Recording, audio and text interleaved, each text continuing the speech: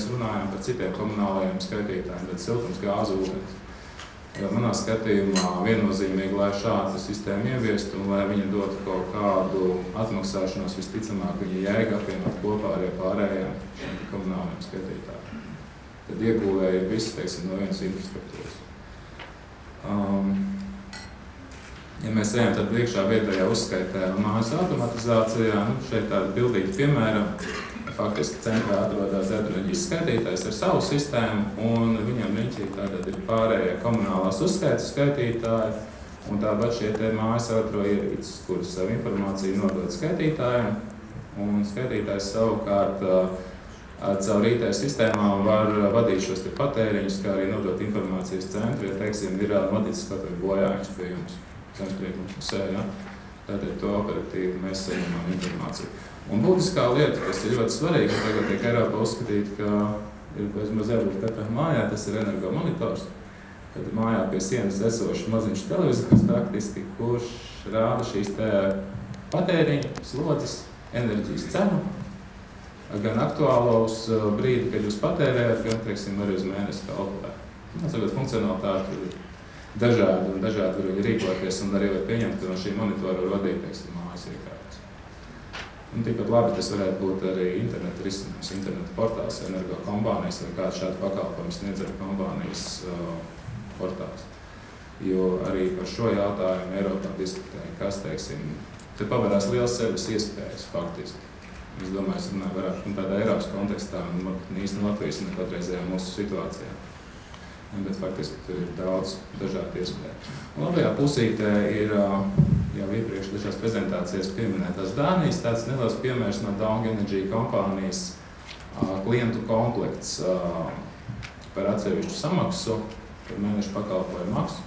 Klients iegūst viedo skaitītāju ar vairākiem rozetēs ievietojumiem, teiksim, tādiem lokāliem skaitītājiem, kas atsevišķus elektroierīču patēriņus fiksē, nodod elektroenerģijas skaitītājiem, elektroenerģijas skaitītājs nodod šim te pieminētajiem energomonitoram.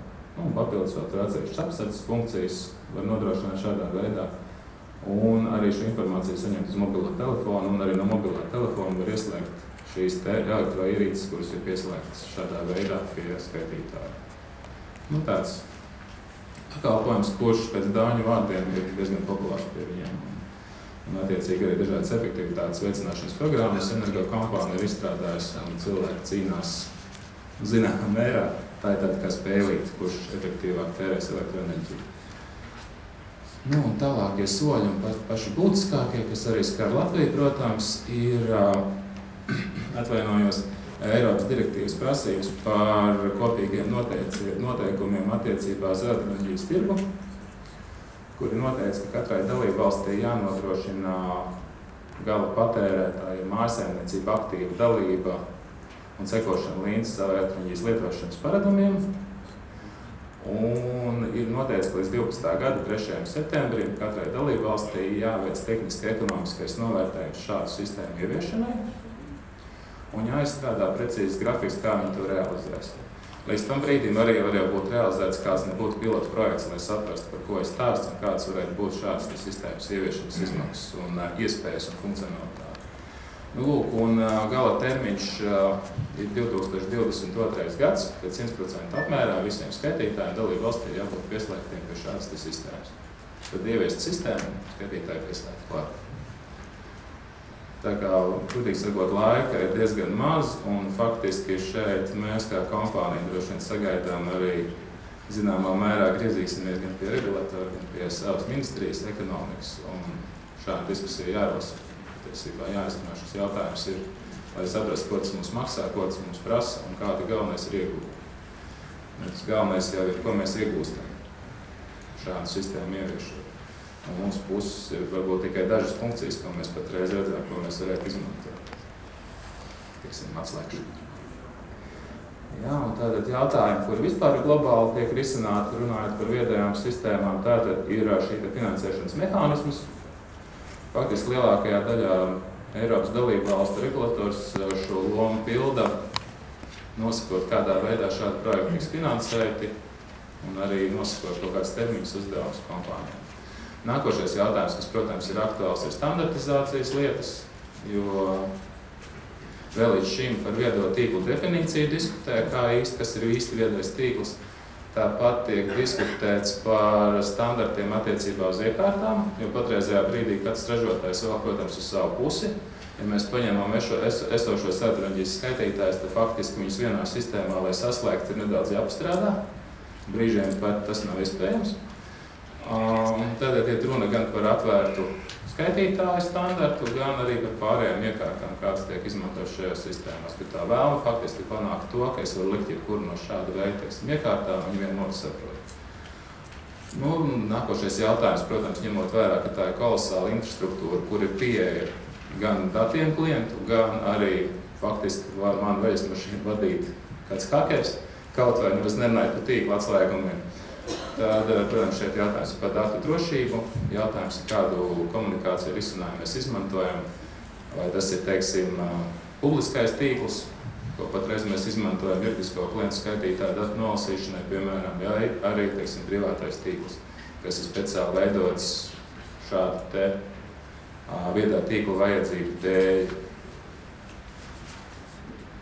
Principā, cik viss tā kā steidzās, tad es arī tā ļoti ātri izskrēju cauri, ņemot vērā nobīdes no grafika, un paldies par uzmanību.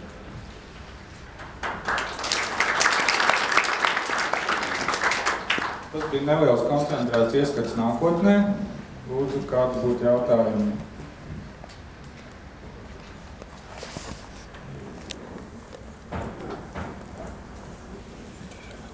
Es gribēju pajautāt, vai Latvenergo arī kaut ko konkrēti jau dara šo tehnoloģiju ieviešanā, vai tas vēl ir tā kā vairāk informācijas apkopošana un vākšana un tam līdzīgi, un kad patērētāji pie mums reāli kaut ko varētu ieraudzīt šajā jomā, tas ir 2022. gads, ja tomēr varētu būt kaut kādā īsākā perspektīva?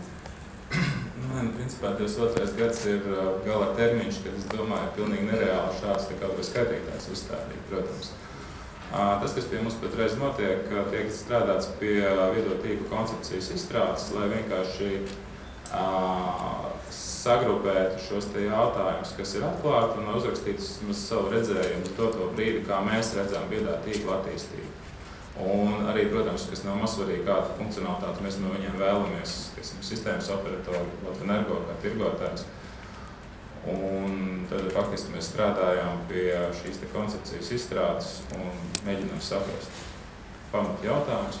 Un otrs, kā es teicu, mēs vēlamies arī uzsākt šo diskusiju, lai, teiksim, saņemtu nebūtu kādus arī norādījumus no valsts institūciju puses viņu skatīt.